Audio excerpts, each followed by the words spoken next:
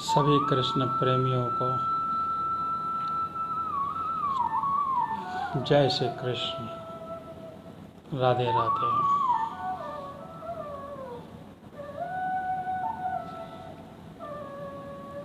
श्रीमद् भागवत महापुराण की कथा का श्रवण आज पुनः एक बार फिर कर रहे हैं।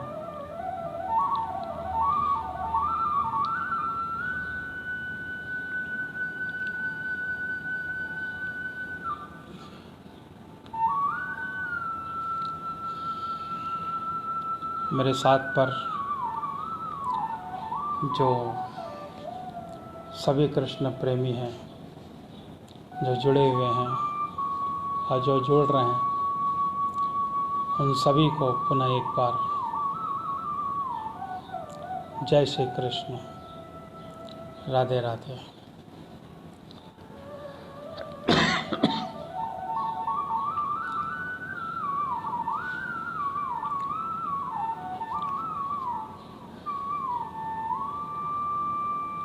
चार बजने पर मंगलाचरण, गुरुचारण और फिर अब हम श्रीमद् भागवत महापुराण की कथा का श्रवण करेंगे। जिन व्यक्तियों को शुरू से लेकर अब तक श्रीमद् भागवत महापुराण की कथा का श्रवण करना है, आप हमारे चैनल पर YouTube पर भी जाकर देख सकते हैं। YouTube पर सब्सक्राइब करें, नोटिफिकेशन से आपको हमारे चैनल लगातार दिखाई देते रहेंगे।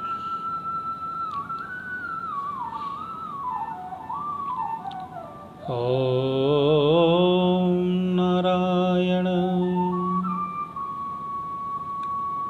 नारायण नारायण नारायण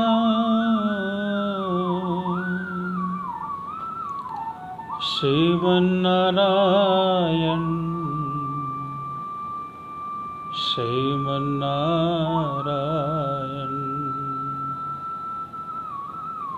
भगवत नारायण नारायण नारायण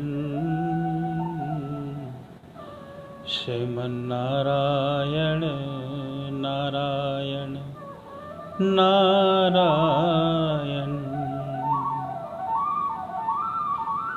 श्रीमन्नारायण नारायण नारायण श्रीमन्नारायण नारायण नारायण। कल अयोध्या में राम जी का मंदिर दरबार बनने की तैयारी चल रही है। सभी सनातन धर्म के लोगों से निवेदन है कि कल आप अपने घरों पर प्रकाश करें, घी का दीपक जलाएं और हनुमान जी से प्रार्थना करें कि काम बहुत जल्दी और आसान हो जाए, क्योंकि जहाँ हनुमान जी हैं वहाँ राम जी के बिना राम जी का काम रुकता नहीं है। फिर तो सभी लोगों से निवेदन रहेगा मेरा खास तौर से कि कल कम से कम सुंदरकांड का पाठ आप अपने घर पर जरूर करें। और जो व्यक्ति सुंदरकांड नहीं कर पा रहे हैं तो कम से कम 5 बार हनुमान चालीसा का पाठ अवश्य रूप से करें, घी का दीपक करें और हनुमान जी से प्रार्थना करें कि कार्य जल्दी हो जाए।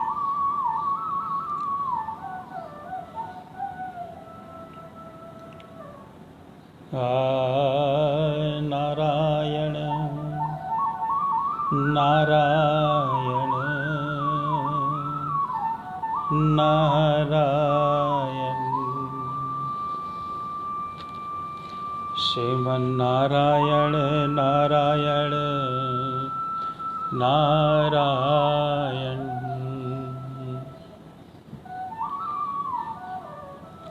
भगवत नारायण नारायण नारायण।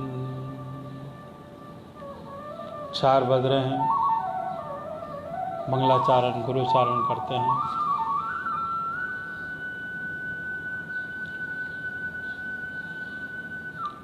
सभी कृष्ण प्रेमियों को जय श्री कृष्ण, राधे राधे।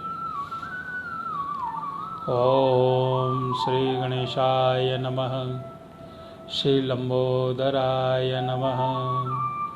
ओम श्री नमो नारायण भगवते वासुदेवाय।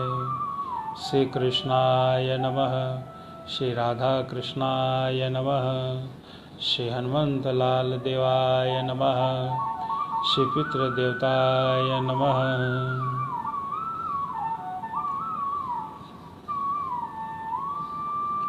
तमेव माता स पिता स त्वमेव,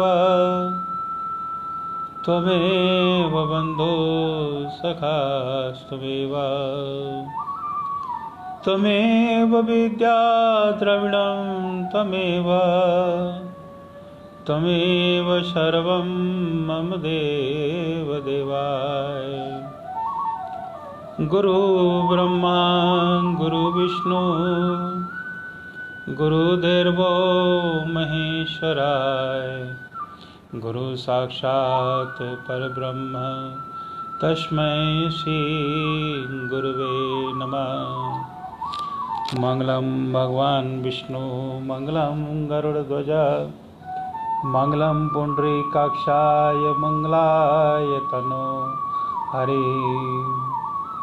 वक्रतुंड महाकाय सूर्यकोटि संप्रभ, निर्विघ्नं गुरुर्मदेव सर्वकार्येषु सर्वदा।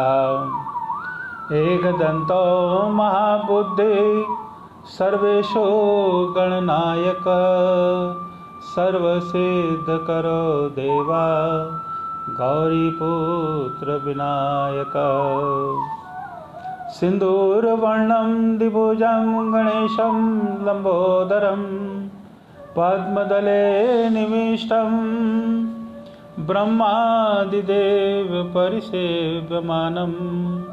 सिद्धं युतं तं प्रणमामि देवं, कर्पूरगौरं करुणावतारं, संसारसारं भुजगेन्द्रहारं, सदा वसन्तं हृदयारविन्दे भवं भवानी सहितं नमामि, भवं भवानी सहितं नमामि, भवं भवानी सहितं नमामि। ॐ शान्ताकारं भुजगशयनं पद्मनाभं सुरेशं, विश्वाधारं गगनसदृशं मेघवर्णं सुभाग्यं, लक्ष्मीकान्तं कमलनयनं योगनविरधानगम्यं, वन्दे विष्णुं भवहरं सर्वलोकैकनाथम्। ॐ नमो नारायण नारायण नारायण। बोलो श्री राधा कृष्ण भगवान की जय, बोलो श्री बांके बिहारी लाल की जय, बोलो श्री राधा कृष्ण की जय, बोलो श्री वृंदावन बिहारी लाल की जय, बोलो जय जय श्री राधे राधे। बोलो श्रीमद् भागवत महापुराण की जय।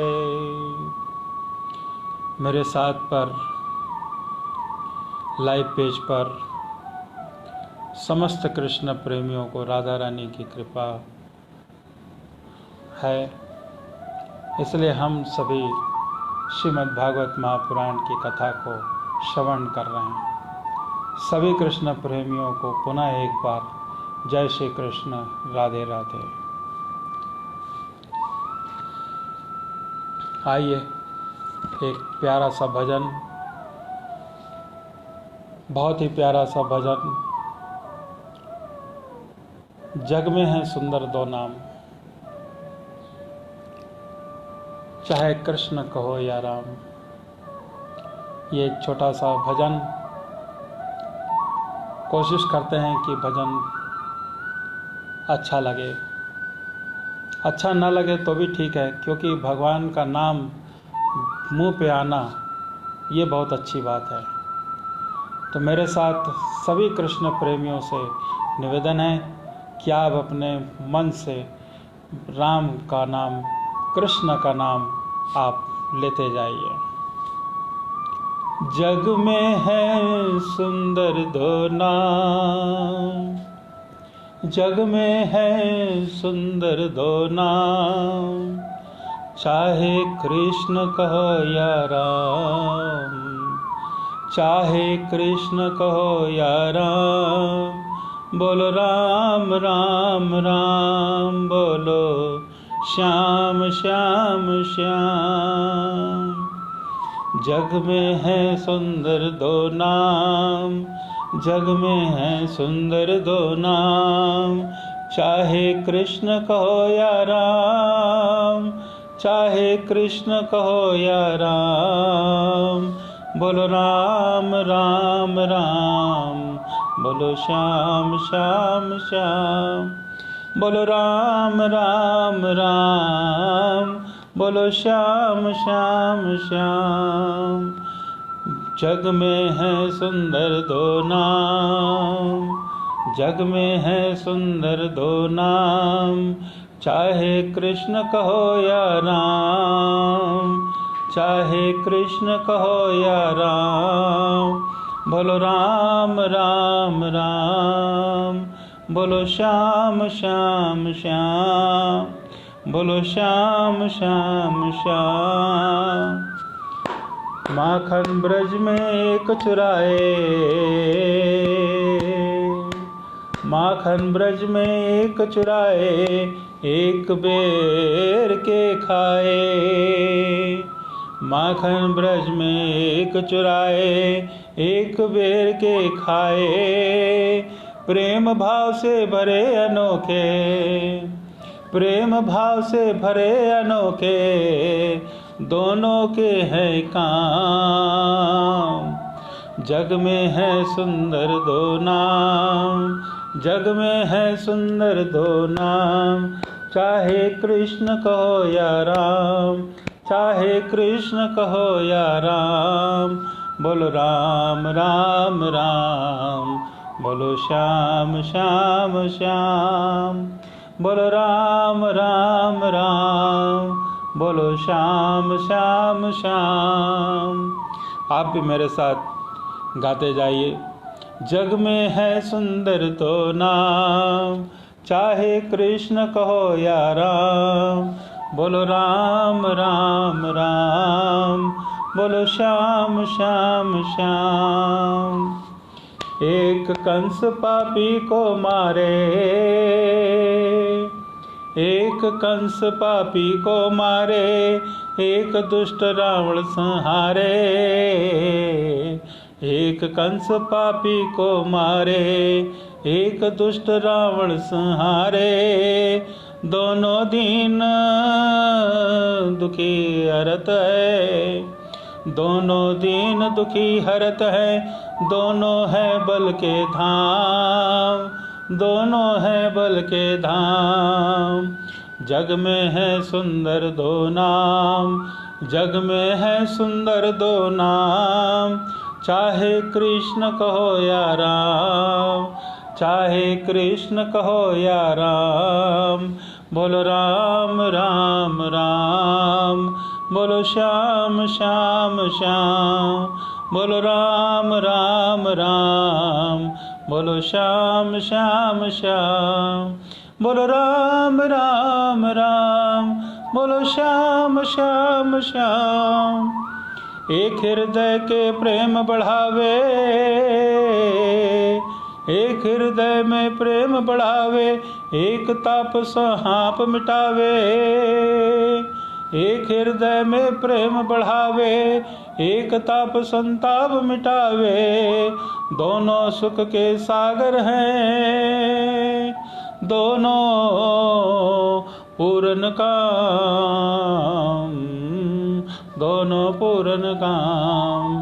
जग में है सुंदर दो नाम, जग में है सुंदर दो नाम, चाहे कृष्ण कहो या राम, चाहे कृष्ण कहो या राम। बोलो राम राम राम, बोलो श्याम श्याम श्याम, बोलो राम राम राम, बोलो श्याम श्याम श्याम। एक राधिका के संग राजे,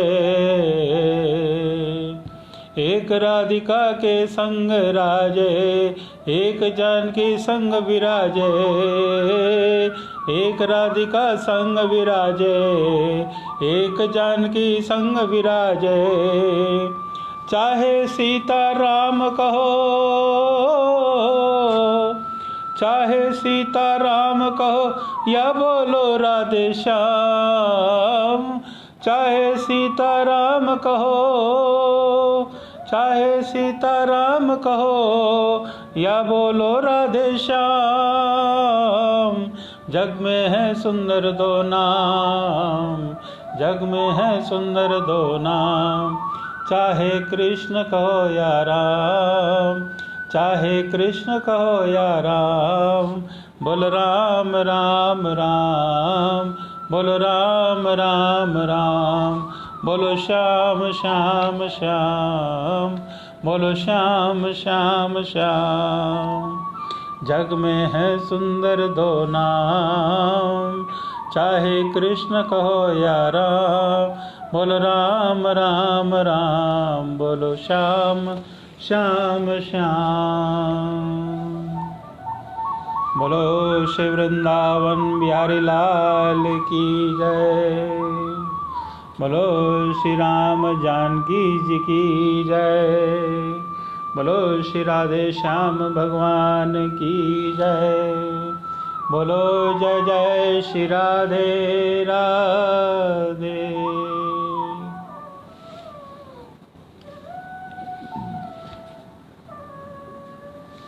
प्यारा सा भजन के बाद में श्रीमद् भागवत महापुराण की कथा को यहीं पे शुरुआत करते हैं।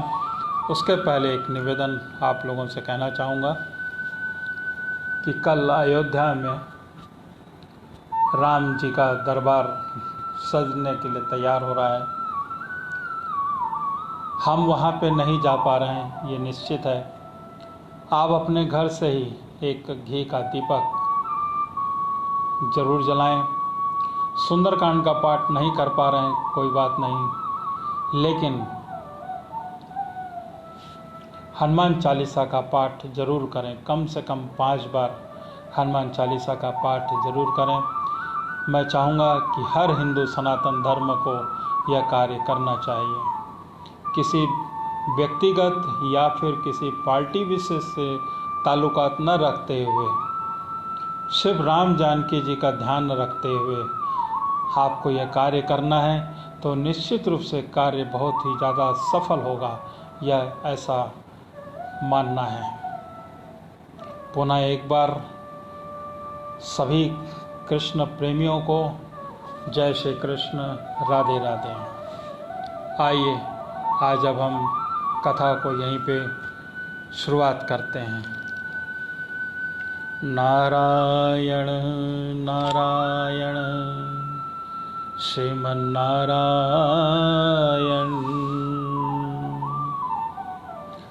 राजा परीक्षित ने पूछा कि भगवान देवाचार्य बृहस्पति जी ने अपने प्रिय शिष्य देवताओं को किस कारण त्याग दिया?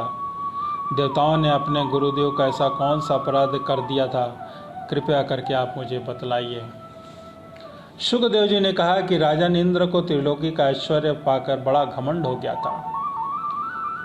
इस घमंड के कारण वह धर्म मर्यादा का सदाचारण उल्लंघन करते रहते थे। एक दिन बात है कि वे भरी सभा में अपनी पत्नी सची के साथ ऊंचे सिंहासन पर बैठे हुए थे। 49 मरुगण 8 वसु, 11 रुद्र, आदित्य, ऋषिगण, विश्वदेव, साध्यगण और दोनों अश्वनी कुमार उनकी सेवा में उपस्थित थे। सिद्ध, चारण, गंधर्व, ब्रह्मवादी मुनिगण, विद्याधर, अप्सराएं, किन्नर, पक्षी और नाग उनकी सेवा की स्तुति कर रहे थे। सब और ललित स्वर से देवराज इंद्र की कीर्ति का गान हो रहा था।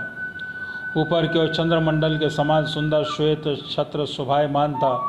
चवर, पंखे आदि महाराज राजोचित सामग्रियां यथास्थान सुसज्जित थीं।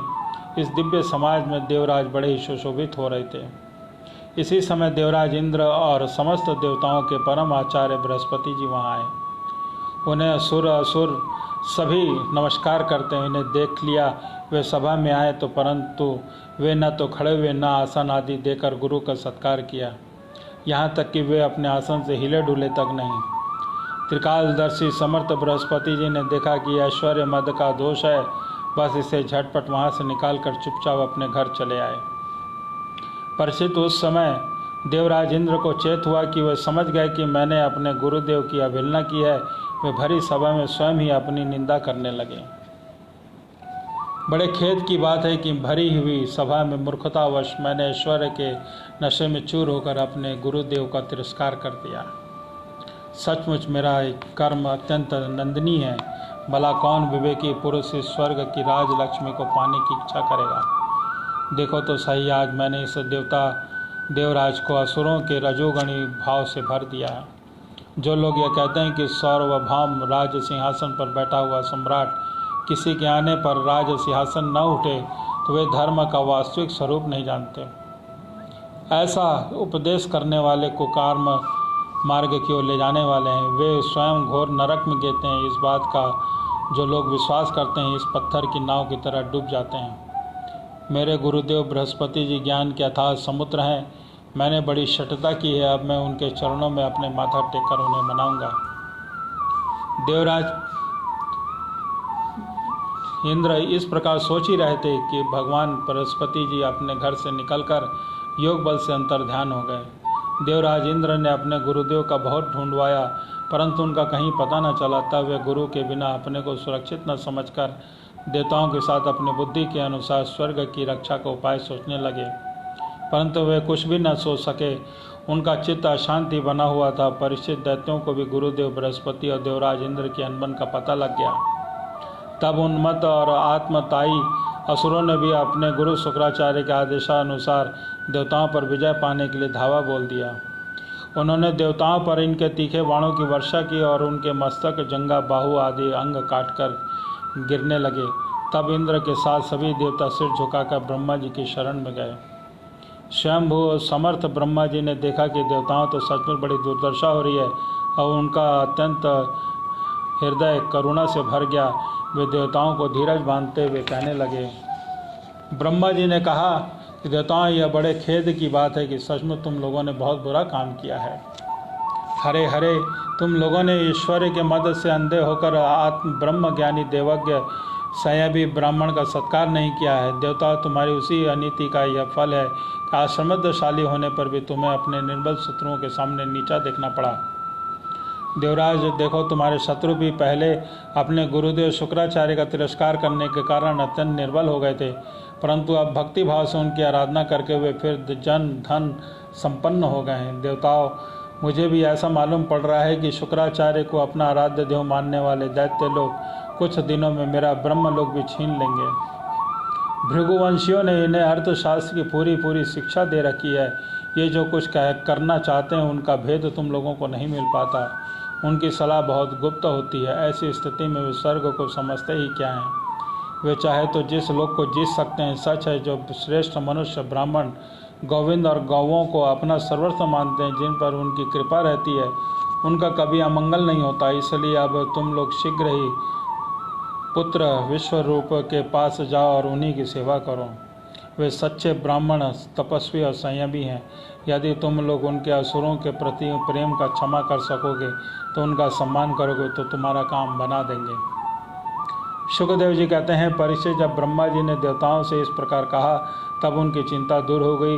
वह त्वष्टा के पुत्र विश्वरूप ऋषि के पास गए और उनको हृदय से लगाकर यूँ कहने लगे। देवताओं ने कहा कि बेटा विश्वरूप तुम्हारा कल्याण हो, हम तुम्हारे आश्रम पर अतिथि के रूप में आए हैं। हम एक प्रकार तुम्हारे पितर हैं, इसलिए तुम हम लोगों को समयोचित अभिलाषा पूर्ण करो। जिन्हें संतान हो गई हो वो सत्पुरुषों का भी सबसे बड़ा धर्म यही कि वह अपने पिता तथा अन्य गुरुजनों की सेवा करे। फिर जो ब्रह्मचारी है उसके लिए कहना ही क्या है। आचार्य वेद की, पिता ब्रह्मा जी की और भाई इंद्र की तथा माता साक्षात पृथ्वी की मूर्ति होती है। बहन दया की, अतिथि धर्म की, अभ्यागत अग्नि की और जगत की सभी प्राणियों की आत्मा ही मूर्ति आत्मा स्वरूप होते हैं। पुत्र तुम हमारे पितर हैं, इसलिए इस समय शत्रुओं से भी हमें जीत लिया है। अब हमें दुखी हो रहे हैं कि अब तुम तपो से हमारा यह दुख दारिद्र्य पराजय टाल दो। पुत्र तुम हम लोगों के लिए आज्ञा का पालन करना चाहिए। तुम घन ब्रह्मनिष्ठ ब्राह्मण हो, अतः जन्म से ही हमारे गुरु हो। अब हम तुम्हें आचार्य के रूप में वर्ण करके तुम्हारी शक्ति का न्याय से शत्रुओं पर विजय प्राप्त कर लेंगे। पुत्र आवश्यकता पड़ने पर अपने से छोटों का पैर छूना भी निंदनीय नहीं है। वेद ज्ञान को छोड़कर केवल अवस्था का बड़प्पन कारण भी नहीं है। सुखदेव जी कहते हैं कि परीक्षित जब देवताओं ने इस प्रकार विश्व रूप के पुरोहिती करने की प्रार्थना की, तब परम तपस्वी विश्व रूप ने प्रसन्न होकर उनसे अत्यंत प्रिय और मधुर शब्दों में कहा। विश्व रूप ने कहा कि पुरोहिती का काम ब्रह्म तेज को क्षीण करने वाला होता है, इसलिए धर्मशील महात्माओं ने उसकी निंदा की है। किंतु आप मेरे स्वामी हैं, लोकेश्वर होकर भी मुझसे उसके लिए प्रार्थना कर रहे हैं। ऐसी स्थिति में मेरे जैसा व्यक्ति भला आप लोगों का कोरा जवाब कैसे दे सकता है। मैं तो आप लोगों का सेवक हूँ, आपकी आज्ञाओं का पालन करना भी मेरा स्वार्थ है। देवगढ़ हम अंकिंचन हैं, खेती कट जाने पर भी उनकी अनाज की हाट बाट जाने पर उसमें गिरे हुए कुछ दाने चुन लाते हैं और उसी से अपना देव कार्य तथा पितृ कार्य संपन्न कर लेते हैं। लोकपालों को इस प्रकार जब मेरी जीविका चल रही है, तब मैं पुरोहितों की वृत्ति क्यों करूं? उससे तो केवल वही लोग प्रसन्न होते हैं जिसकी बुद्धि बिगड़ गई है। जो काम आप लोगों ने मुझसे कराना चाहते हैं वह निंदनीय है, फिर भी मैं आपके काम से मुंह नहीं मोड़ सकता, क्योंकि आप लोग की मांग ही कितनी है। इसलिए आप लोगों का मनोरथ मैं तन मन धन से पूरा करूंगा। सुखदेव जी कहते हैं कि परीक्षित विश्व रूप बड़े तपस्वी थे। देवताओं से ऐसी प्रतिज्ञा करके उन्होंने वरण करने पर बड़ी लगन के साथ उनकी पुरोहिती करने लगे। यद्यपि शुक्राचार्य ने उनके नीति बल से असुरों की संपत्ति सुरक्षित कर दी थी, फिर भी समर्थ विश्व रूप ने वैष्णवी विद्या के प्रभाव से उनकी संपत्ति छीन कर देवराज इंद्र को दिला दी। राजन, जिस विद्या से सुरक्षित होकर अब इंद्र के असुरों की सेना पर विजय प्राप्त की थी, उसका उदार बुद्धि विश्व रूप ने ही उन्हें उपदेश दिया था। बोलो श्री नारायण भगवान की जय। राजा परीक्षित ने पूछा कि भगवान देवराज इंद्र को सुरक्षित होकर शत्रुओं की चतुरंगणी सेना को खेल खेल में अनायास से जीतकर पृथ्वीलोकी की राजलक्ष्मी का उपयोग किया, उस नारायण कवच को मुझे सुनाइए और यह भी बतलाइए कि उन्होंने उससे किस सुरक्षित होकर रणभूमि में किस प्रकार आक्रमणकारी शत्रु पर विजय प्राप्त की है। सुखदेव जी ने कहा कि परीक्षित, जब देवताओं ने विश्वरूप को पुरोहित बना लिया, तब इंद्र के प्रश्न करने पर विश्वरूप ने उन्हें नारायण कवच का उपदेश किया। तुम एकाग्रचित से उसका श्रवण करो। विश्वरूप ने देवराज इंद्र का भय का अवसर उपस्थित होने के कारण नारायण कवच धारण करके अपने शरीर की रक्षा कर लेनी चाहिए। उसकी विधि यह है कि पहले हाथ पैर धोकर आचमन करें, फिर हाथ में कुश की पवित्री धारण करके उत्तर मुंह में बैठ जाए। इसके बाद कवच धारण पर्यंत कुछ न बोलने का निश्चय करके पवित्रता से ओम नमो नारायण और ओम नमो भगवते वासुदेवाय इन मंत्रों के हृदय के द्वारा अंग न्यास और अंगोनिष्ठादि कर न्यास करें। पहले ओम नमो नारायण इस प्रकार अष्टाक्षर की मंत्र से ओम आदि का 8 अक्षरों का क्रमशः पैर, घुटनों, जांघों, पेट, हृदय, वक्ष स्थल, मुख और सिर पर न्यास करें। उनका पूर्वोक्त मंत्र के प्रकार मकार से लेकर ओंकार पर्यंत 8 अक्षरों का सिर से आकार करके आरंभ करके उन्हीं 8 अंगों में विपरीत क्रम से न्यास करें। तदंतर ओम नमो भगवते वासुदेवाय इस 12 अक्षर के मंत्र से ओम आदि 12 अक्षरों का दाई तर्जनी से बाई तर्जनी तक दोनों हाथ की 8 अंगुलियों और दोनों अंगूठों के दोनों 2-2 गांठों में न्यास करें। फिर ओम विष्णुये नमः इस मंत्र के पहले अक्षर ओम, हृदय में वी का, अंधकार में पश का, भावों के बीच में और्णा का, चोटी में अव्यय का, दोनों नेत्रों में उन्ना, शरीर के सब गांठों में न्यास करें। तदंतर ओम मह अभ्राय फट कहकर निंदा करे। इस प्रकार न्यास करने से विधि को जानने वाला पुरुष मंत्र स्वरूप हो जाता है। इसके बाद समग्र ऐश्वर्य, धर्म, यश, लक्ष्मी, ज्ञान और वैराग्य से परिपूर्ण इष्ट देव का ध्यान करे और भगवान का ध्यान करे और अपने तत्वरूप चिंतन करे। तत्पश्चात विद्या, तेज और तप स्वरूप इसका कवच का पाठ करें। भगवान श्री हरि गरुड़ जी की पीठ पर अपने चरण कमल रखे हुए हैं। अड़ी मादी आठों सिद्धियां उनकी सेवा कर रही हैं। 8 हाथों में शंख, चक्र, गदा, ढाल, तलवार, बाण, धनुष, पाश धारण किए हुए वही अहंकार स्वरूप प्रभु सब प्रकार से मेरी ओर से रक्षा करें। मत्स्य पूर्ति भगवान जल के भीतर जल जंतुओं के और वरुण के पास में मेरी रक्षा करें। माया से ब्रह्मचारी का रूप धारण करने वाले भगवान वामन स्थल पर विश्व रूप श्री त्रिकवी भगवान आकाश में मेरी रक्षा करें। जिनके घोर अट्टहास से सब दिशाएं गूंज उठती हैं उस और गर्भवती दैत्य पत्नियों के गर्भ गिर गए थे। वे दैत्य युक्त पतियों के शत्रु भगवान नरसिंह किले, जंगल, रणभूमि और आदि विकट स्थानों में मेरी रक्षा करें। अपने दाढ़ों पर पृथ्वी को धारण करने वाले यज्ञ मूर्ति वाराह भगवान मार्ग में परशुराम जी के पर्वतों पर शिखर और लक्ष्मण जी के सहित भरत के बड़े भाई भगवान रामचंद्र प्रवास के समय मेरी रक्षा करें। भगवान नारायण मारण, मोहन आदि भयंकर अभिचारों और सब प्रकार के प्रमोदों से मेरी रक्षा करें। ऋषि श्रेष्ठ नर गर्भ से योगेश्वर भगवान दत्तात्रेय, योग से विघ्नों से और त्रिगुणाधिपति भगवान कपिल कर्म बंधनों से मेरी रक्षा करें। परम ऋषि सनत कुमार कामदेव से हवगृह भगवान मार्ग में चलते समय देव मूर्तियों को नमस्कार आदि न करने से करके अपराध से देवर्षि नारद शिवापराधों से और भगवान कच्छप सब प्रकार के नरकों से मेरी रक्षा करें। भगवान धन्वंतरी कुपथ से जितेंद्रिय भगवान ऋषभ देव सुख दुख आदि भयदायक दंदों से भगवान यज्ञ लोकापवाद से बलराम जी, मनुष्यकृत कष्टों से और श्री शेष जी क्रोधवश नामक सर्पों के गण से मेरी रक्षा करें। भगवान कृष्ण देव पावन व्यास जी से अज्ञान से तथा बुद्ध देव पाखंडियों से और प्रमाद से मेरी रक्षा करें। धर्म रक्षा के लिए महान अवतार धारण करने वाले भगवान कल की पाप बहुबल कलिकाल के दोषों से मेरी रक्षा करें। प्रातःकाल भगवान केशव अपनी गदा लेकर कुछ दिन चढ़ आने पर भगवान गोविंद अपनी बांसुरी लेकर, दोपहर के पहले भगवान नारायण अपनी तीक्ष्ण शक्ति लेकर और भगवान को दोपहर विष्णु चक्रराज सुदर्शन मेरी ओर रक्षा करें। तीसरे पहर में भगवान मधुसूदन अपने प्रचंड धनुष लेकर मेरी रक्षा करें। सायंकाल में ब्रह्मा आदि त्रिमूर्ति माधव सूर्यास्त के बाद ऋषिकेश, अर्धरात्रि के पूर्व अर्धरात्रि के समय अकेले भगवान पद्मनाभ मेरी रक्षा करें। रात्रि में पिछले पहर में श्री वत्सलांचन श्री हरि, उषा काल में खड़गधारी भगवान जनार्दन, सूर्य के सूर्योदय से पूर्व श्री दामोदर और संपूर्ण संध्याओं में काल मूर्ति भगवान विश्वेश्वर मेरी रक्षा करें। सुदर्शन आपका आकार चक्र की तरह है।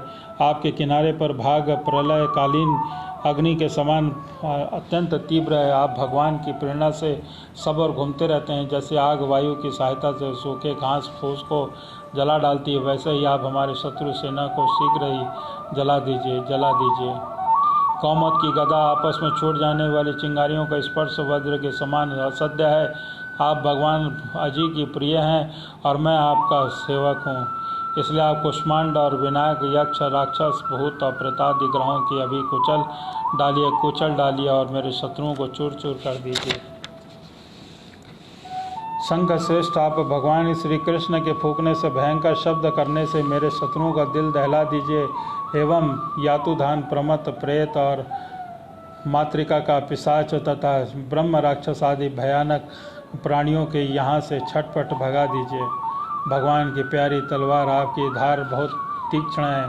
आप भगवान की प्रेरणा से मेरे शत्रुओं को छिन्न भिन्न कर दीजिए। भगवान की प्यारी ढाल आपके सैकड़ों चंद्राकार मंडल हैं। आप पाप दृष्टि पापात्मा शत्रुओं की आंखें बंद कर दीजिए तथा उन्हें सदा के लिए अंधा बना दीजिए। सूर्य आदि ग्रह, धूम केतु, पुच्छल तारे आदि केतु, दुष्ट मनुष्य, सर्पादि, रेंगने वाले जंतु, दाढ़ों वाले हिंसक पशु, भूत प्रेत आदि तथा भांति पापी प्राणियों के हमें जो जो भय हो, जो जो हमारे मंगल के विरोधी हैं, वे सभी भगवान के नाम रूप तथा आयुर्वेदों का कीर्तन करने से तत्काल नष्ट हो जाएं। वृहत तदंतर आदि साम्य वेदीय स्त्रोतों से जिनकी स्तुति की जाती है, वेद मूर्ति भगवान गरुड़ और विश्वसेन जी अपने नामोच्चारण से प्रभाव से हमें सब प्रकार की विपत्तियों से बचाए। श्री हरि के नाम रूप वाहन आयुध श्रेष्ठ पार्षद हमारी बुद्धि, इंद्रिय, मन और प्राणियों को सब प्रकार से आपत्तियों से बचाए।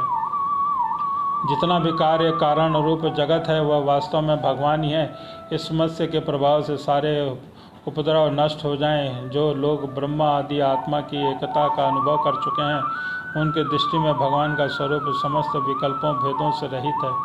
फिर भी वे अपनी माया शक्ति के द्वारा आभूषण, आयुध, रूप नामक शक्तियों को धारण करते हैं और इस बात का निश्चित रूप से सत्य है। इस कारण सर्वज्ञ सर्वव्यापक भगवान श्री हरि सदा सर्वत्र सब पदार्थों से हमारी रक्षा करें।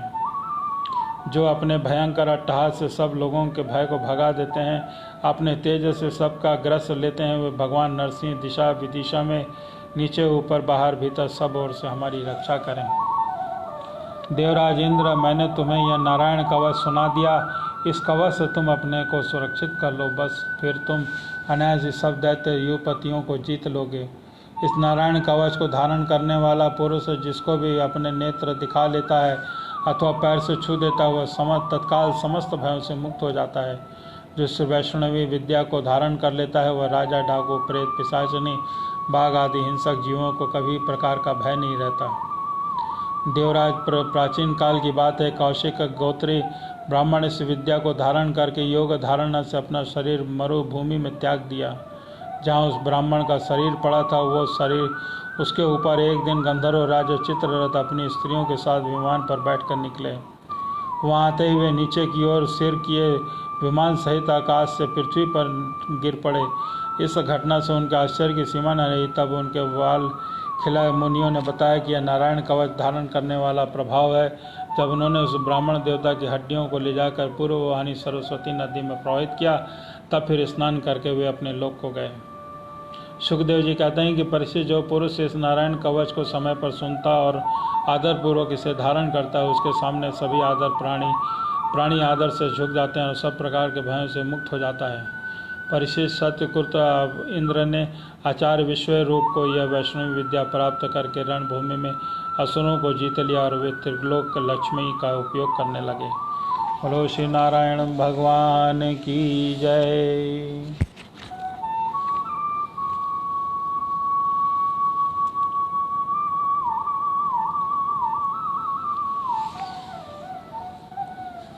राधे राधे।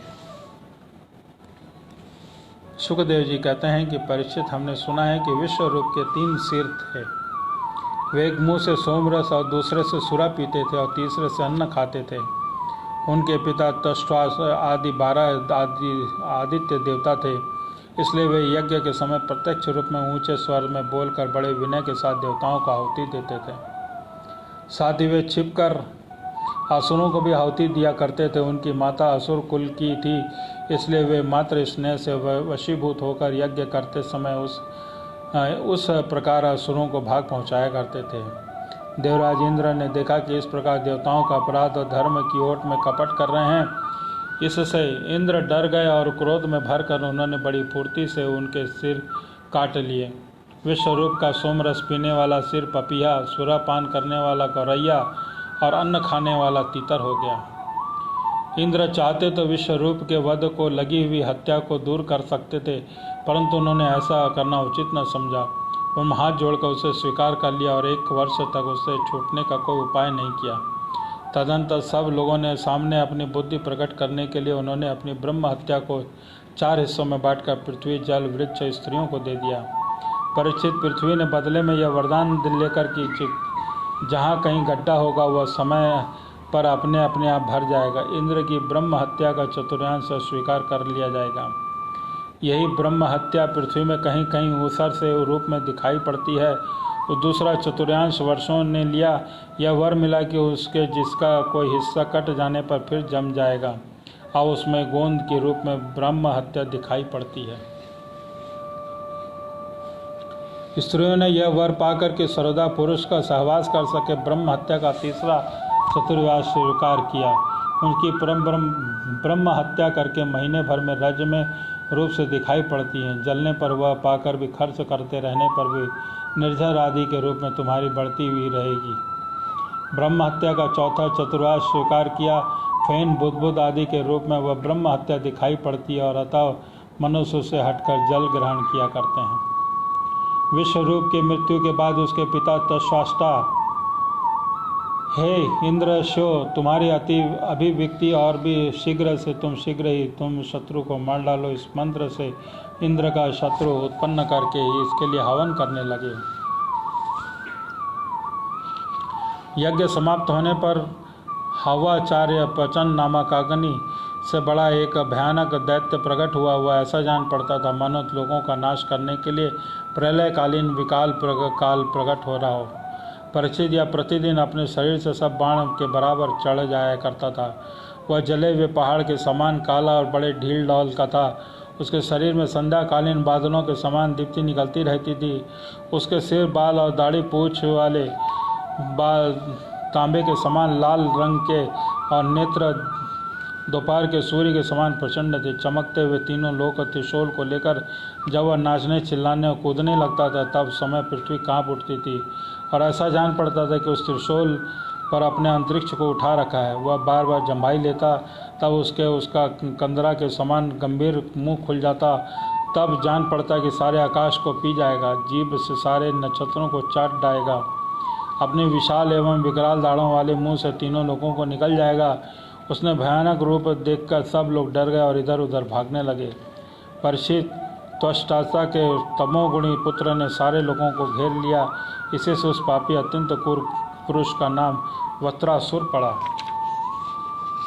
बड़े बड़े देवता अपने अपने अनुयायियों के सहित एक साथ ही उस पर टूट पड़े और अपने दिव्य अस्त्र शस्त्रों से प्रहार करने लगे, परंतु वत्रासुर अपने सारे अस्त्र शस्त्रों को निकल गया। अब तो देवताओं के आश्चर्य की सीमा न रही। उसका प्रभाव जाता रहा। वे सब के सब दीनहीन उदास हो गए और एकाग्र चित्त से हृदय में विराजमान आदि पुरुष नारायण की शरण में गए। देवताओं ने भगवान से प्रार्थना की कि वायु, आकाश, अग्नि, जल, पृथ्वी, ये पांचों भूत, इनसे बने हुए तीनों लोक, इसमें अधिपति ब्रह्मा जी आदि हम सब देवता किस काल से डर कर उसकी पूजा सामग्री भेंट दिया करते हैं, वही काल भगवान से भयभीत रहता और इसलिए आप हमारे ही रक्षक हैं। प्रभु, आपके हमारे लिए कोई नई बात नहीं है। कुछ भी देकर आप विस्मित नहीं होते और आप स्वरूप के साक्षात्कार से ही सर्वथा पूर्ण काम, सम और शांत हैं। जो आपको छोड़कर किसी दूसरे शरण लेता है वह मूर्ख है, मानो वह कुत्ते की पूंछ पकड़कर समुद्र पार करना चाहता है। वैश्वास मनु पिछले कल्प में अंत में जिसके विशाल सिंह रूप में पृथ्वी रूप नौका को बांध कर अनायास ही प्रलयकालीन संकट से बच लाए थे, वे मत्स्य भगवान हम शरणों को वत्रासुर के द्वारा उपस्थित किए हुए दुष्ट भय से अवश्य बचाएंगे। प्राचीन काल में प्रचंड भवन से थपेड़ों से उठी हुई उताल तरंगों और गर्जना के कारण ब्रह्मा जी भगवान के नाभि कमल से अत्यंत भयानक प्रलयकालीन जल में गिर पड़े थे। यद्यपि वे असहाय और तथापि उनकी कृपा से उस विपत्ति के बच सके। वे भगवान हमें संकट से पार करें। उन्हीं प्रभु के अद्वितीय होने पर भी अपनी माया से हमारी रचना की और उन्हीं आग्रह से हम लोग सृष्टि कार्य का संचालन करते हैं। तथापि वे हमारे सामने ही सब प्रकार की चेष्टाएं करा रहे थे। यद्यपि हम स्वतंत्र ईश्वर हैं, अपने इस अभिमान के स्वरूप हम लोग उनके स्वरूप को नहीं देख पाते। वे प्रभु जब देखते हैं तब देवता उनके शत्रुओं से बहुत पीड़ित हो रहे हैं, तब वे वास्तव में निर्विकार रहने पर भी अपनी माया का आश्रय लेकर देवता, ऋषि, पशु पक्षी, मनुष्य आदि योनियों में अवतार लेते हैं तथा युग युग में अपना समझकर हमारी रक्षा करते हैं। वे सब के आत्मा परमात्मा देव हैं। वही प्रकृति और पुरुष रूप में विश्व के कारण हैं, विश्व के पृथक रूप भी हैं, विश्व रूप भी हैं। यह सब शरणागत वत्सल भगवान श्री हरि की शरण ग्रहण करते हैं। उदार शिरोमणि प्रभु अवश्य ही अपने निज जन को, देवताओं को कल्याण करेंगे। सुखदेव जी कहते हैं कि महाराज, जब देवताओं के इस प्रकार भगवान की स्तुति की, तब स्वयं शंख चक्र गदा पद्मधारी भगवान उनके सामने पश्चिम की ओर प्रकट हुए। भगवान के नेत्र शरकालीन कमल के समान खिले हुए थे। उनके 16,016 पार्षद उनकी सेवा में लगे हुए थे। वे देखने में सब प्रकार से भगवान के समान थे।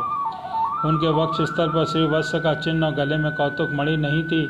श्री भगवान का दर्शन पाकर सभी देवता आनंद से विहुल उठे और उन लोगों ने धरती पर लौटकर साष्टांग दंडवत किया। फिर धीरे से उठकर वे भगवान की स्तुति करने लगे। देवताओं ने कहा कि भगवान यज्ञ में स्वर्गादि देने वाला शक्ति और उनके फल की सीमा निश्चित है। करने के कारण अकाल भी आप ही हैं। यज्ञ में विघ्न डालने वाले दैत्यों को आप छिन्न भिन्न कर डालते हैं, इसलिए आपके नामों को कोई सीमा नहीं है। हम आपको बार बार नमस्कार करते हैं। सत्व रज तम 3 गुणों के कारण अनुसार जो उत्तम मध्यम और निष्कृष्ट गतियाँ प्राप्त होती हैं, उसका नियामक आप ही हैं। आपके परम पद वास्तविक स्वरूप इस कार्य रूप का जगत का कोई आधुनिक प्राणी जान नहीं पड़ता है। भगवान नारायण वसुदेव, आप आदि पुरुष भगवान जगत के परम कारण और महापुरुष हैं। आपकी महिमा असीम है। आप परम मंगलमय, परम कल्याण स्वरूप और परम दयालु हैं। आप ही सारे जगत के आधार अद्वितीय हैं। आप ही सारे जगत के स्वामी हैं। आप सर्वेश्वर हैं। आप सौंदर्य, मृदुलता और अधिष्ठात्री देवी लक्ष्मी के परम पति हैं। परमहंस परिव्राजक विरक्त महात्मा जब आत्म संयम रूप परम समाधि से भली भांति आपका चिंतन करते हैं, तब उनके हृदय में परमहंसों के धर्म वास्तविक भगवत जन का उदय होता है। इससे उनके हृदय में अज्ञान रूप किवाड़ खुल जाते हैं और उनके आत्मलोक में आप आत्मानंद के रूप में बिना किसी का आवरण के प्रकट हो जाते हैं और आपका अनुभव करके निहाल उठते हैं। हम आपको बार बार नमस्कार करते हैं। भगवान, आपकी लीला का रहस्य जानना बड़ा कठिन है, क्योंकि आप बिना किसी आश्रय और प्राकृत शरीर के हम लोगों के सहयोग की अपेक्षा न करके निर्गुण और निर्विकार होने पर भी स्वयं ही सगुण जगत की सृष्टि, रक्षा और संहार करते हैं।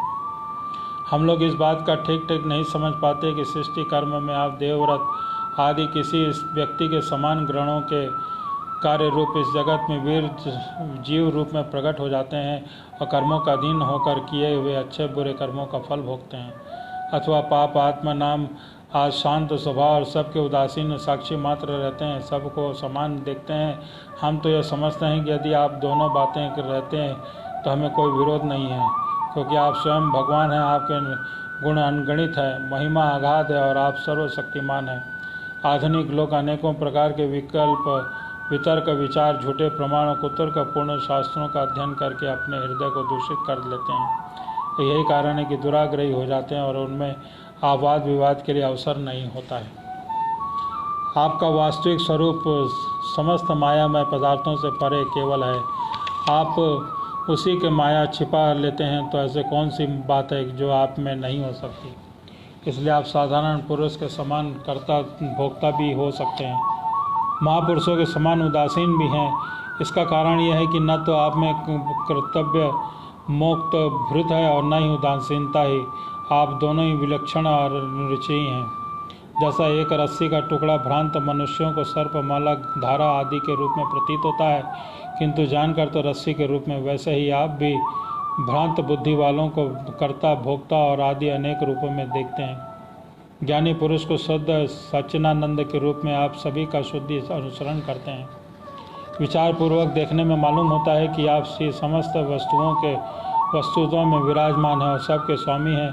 संपूर्ण जगत के कारण ब्रह्मा आदि के कारण हैं। आप समस्त अंतर्यामा हैं। इसलिए जगत में जितने भी गुण दोष प्रतीत हो रहे हैं, उन सब की प्रतियाँ उनके अधिष्ठान स्वरूप आपका ही संकेत करती हैं।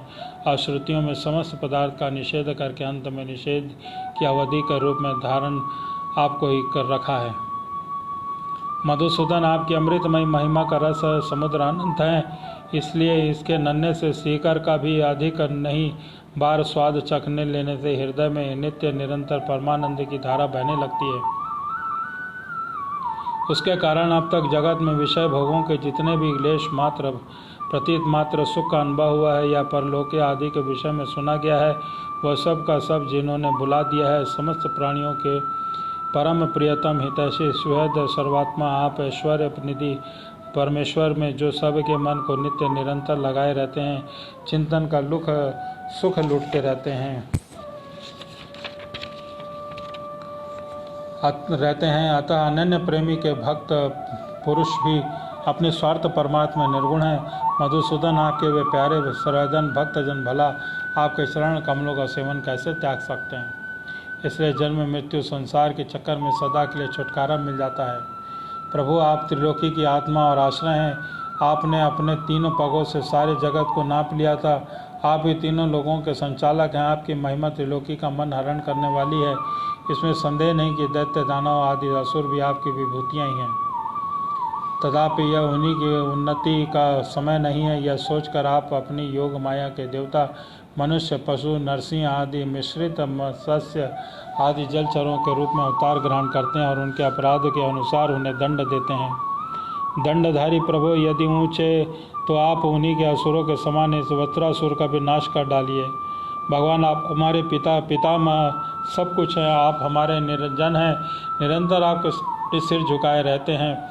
आपके चरण कमलों का ध्यान करते समय हमारा हृदय उन्हीं के प्रेम बंधन में बंध गया है। इस आपने हमारे सामने अपना दिव्य गुणों से युक्त साकार विग्रह करके हमें बनाया है।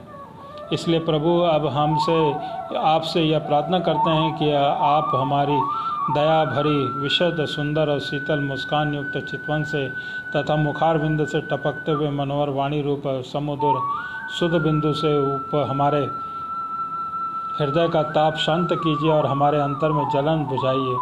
जिस प्रकार अग्नि की अंशभूति चिंगारियाँ आदि अग्नि को प्रकाशित करने में असमर्थ हैं, वैसे हम सभी को कोई अपना भी कोई स्वार्थ परमार्थ निवेदन करने में असमर्थ है।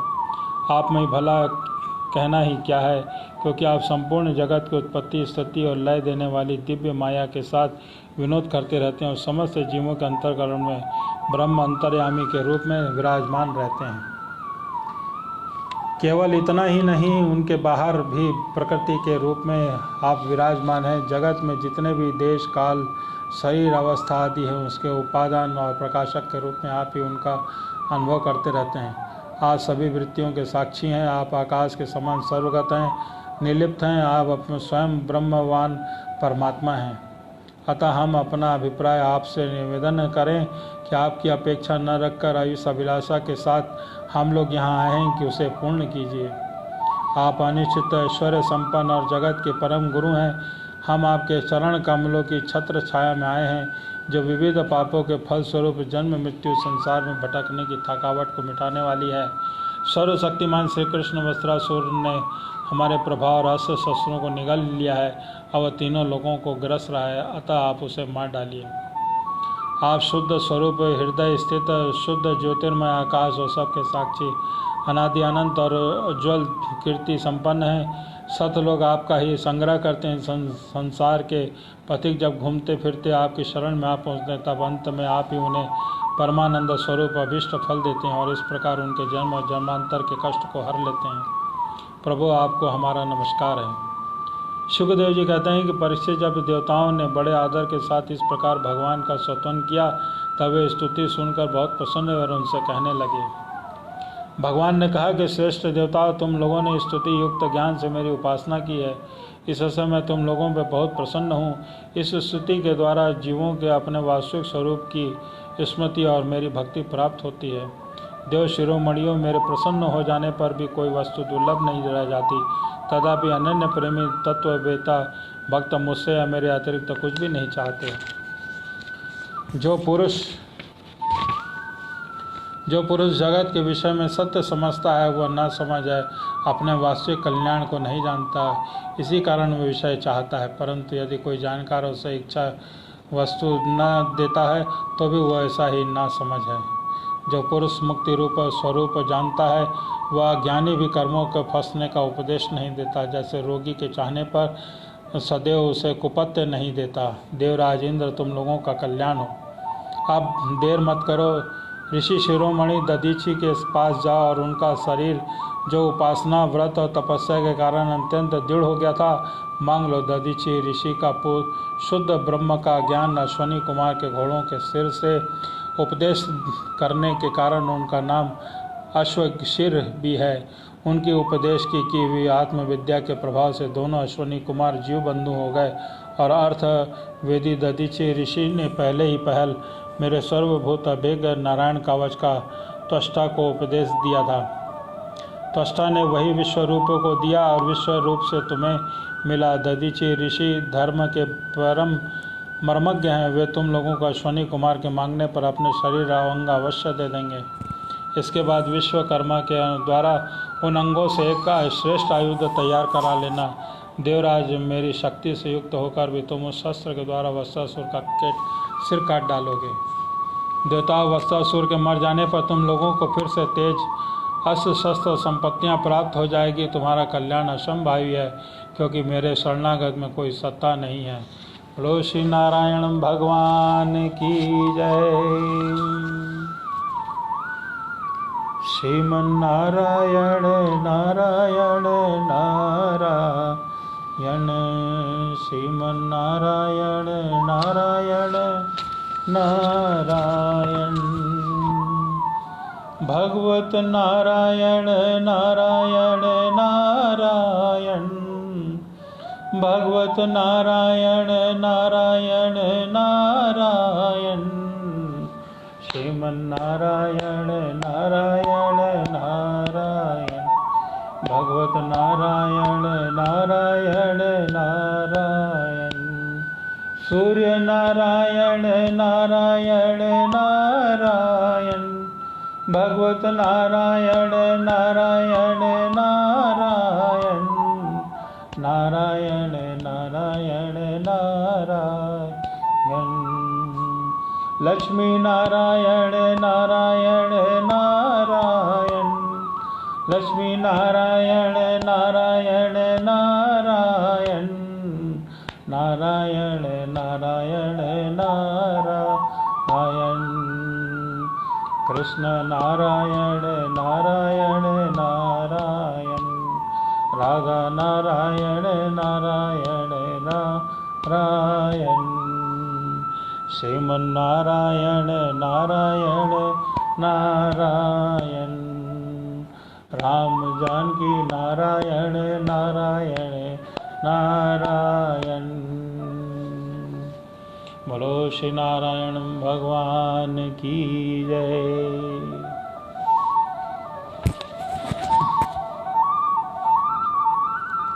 भज मन कृष्ण मुरारी, भज मन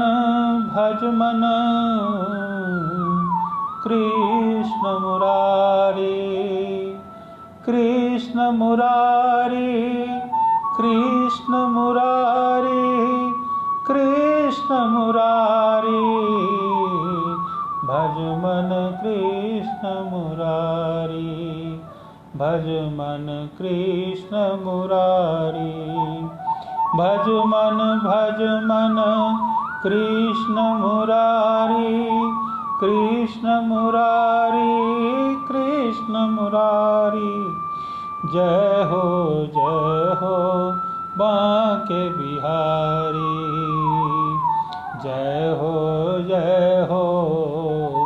बांके बिहारी, जय हो बांके बिहारी। भज मन कृष्ण मुरारी, कृष्ण मुरारी। जय हो बांके बिहारी। इतनी अरज हमरी सुन लीजो, इतनी अरज हमरी सुन लीजो। मोक्ष मिले ऐसा वर दीजो, मोक्ष मिले ऐसा वर दीजो। जय हो बांके बिहारी, जय हो बांके बिहारी, जय हो बांके बिहारी। भज मन कृष्ण मुरारी, भज मन कृष्ण मुरारी, कृष्ण मुरारी। जय हो बांके बिहारी, जय हो बांके बिहारी। भज मन भज मन कृष्ण मुरारी, कृष्ण मुरारी। जय हो बांके बिहारी, बांके बिहारी। बोलो श्री वृंदावन बिहारी लाल की जय, बोलो श्री बांके बिहारी लाल की जय। जय जय श्री राधे राधे। बोलो श्रीमद् भागवत महापुराण की जय। आज की कथा को हम यहीं पे विराम करते हैं। कल पुनः 3:55 पर हम श्रीमद् भागवत महापुराण की कथा को श्रवण करेंगे। एक बार मैं कहना चाहूँगा कि कल अयोध्या में राम जानकी जी का दरबार लग रहा है। आज समस्त हिंदू सनातन धर्मों से निवेदन है कि आप अपने घर में प्रकाशवान करें, घी का दीपक जलाएं।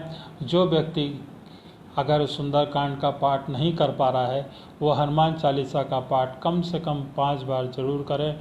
हनुमान जी के कारण में काम बहुत जल्दी आसान होता है। सभी कृष्ण प्रेमियों को श्री रामचंद्र जी की कृपा हमेशा बनी है, बनती रहेगी। पुनः एक बार सभी कृष्ण प्रेमियों को जय श्री कृष्ण, राधे राधे। नारायण। ओम